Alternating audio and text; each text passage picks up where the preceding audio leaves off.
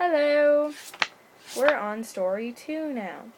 And Big Book of Bedtime Tales says that story 2 is The Three Little Pigs. Once upon a time, there were 3 little pigs. They lived at home with their mother, but as the years passed, they grew bigger and bigger, and soon it was time for them to find homes of their own. Their mother kissed them and waved goodbye. "Watch out for the big bad wolf!" she cried. Soon they met a man carrying a bundle of straw. "Please, may I have some straw to build a house?" said the first little pig, and before long he was hard at work. The other 2 pigs carried on down the road, and after a while they met a man carrying a large bundle of sticks. "Please, may I have some sticks to build a house?" asked the second little pig, and soon he too was hard at work building a home for himself. The third little pig carried on down the road, and after a while he met a man carrying a large load of bricks. "Please, may I have some bricks so I can build a house?" asked the third little pig, and soon he was very busy mixing cement and laying down brick after brick. The first little pig finished his house of straw and shut the door. The second little pig finished his house of sticks and shut the door. The third little pig finished his house of bricks and shut the door. "My house is good and strong," said each little pig to himself. The wolf won't catch me now." The very next day, who should come calling but the big bad wolf? Down the road he prowled, peering under hedgerows and pouncing behind bushes. He was very hungry and wanted something to eat. When he saw the little straw house, he was most surprised. "Wonder who lives here," he said to himself, and he peeked inside the window. How happy he was to see the first little pig sitting on the table and tucking into a large plate of porridge. Little pig, let me in." The first little pig dropped his spoon in fright. "No, no, no! By the hair of my chinny chin chin, I will not let you in!" he shouted. "Then I'll huff and I'll puff and I'll blow your house in!" roared the wolf. And he huffed and he puffed, and he did blow the house in, and in a trace he had eaten the first little pig all up. Then he set off down the road. Soon he saw the house of sticks, and how delighted he was when he spotted the second little pig sipping at a nice cup of tea. Little pig, let me in," he cried.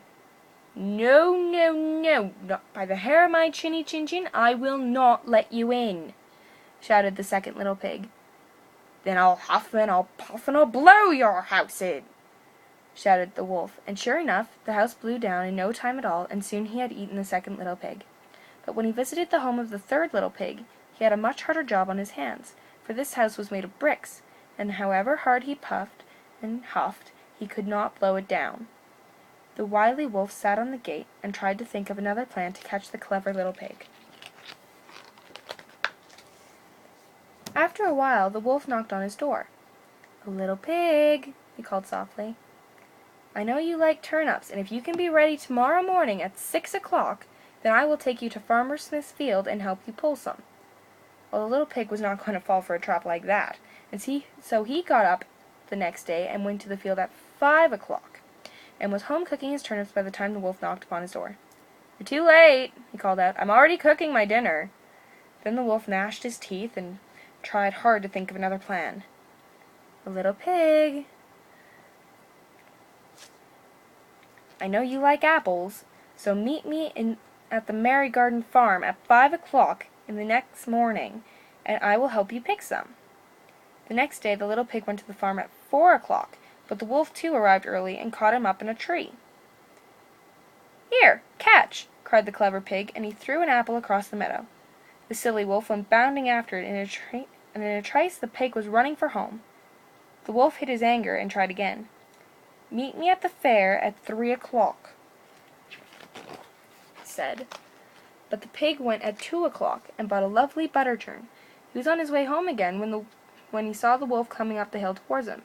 There was nowhere to hide, so he jumped inside his barrel and rolled down the road. He thundered past the wolf, and the noise frightened the poor beast so much that he turned tail and fled. That evening the wolf knocked upon the pig's door. "A horrible monster attacked me today," he said in a quaky voice, and the pig laughed and laughed. "That was me and my butter churn," he said. The wolf was furious, and he climbed up on top of the roof. "I'm coming down your chimney to get you," he cried. Quickly the pig put a large pot of water on his fire, and as the wolf scrambled down the chimney, it boiled up good and hot. Splash! The wolf fell in the scalding water and was dead.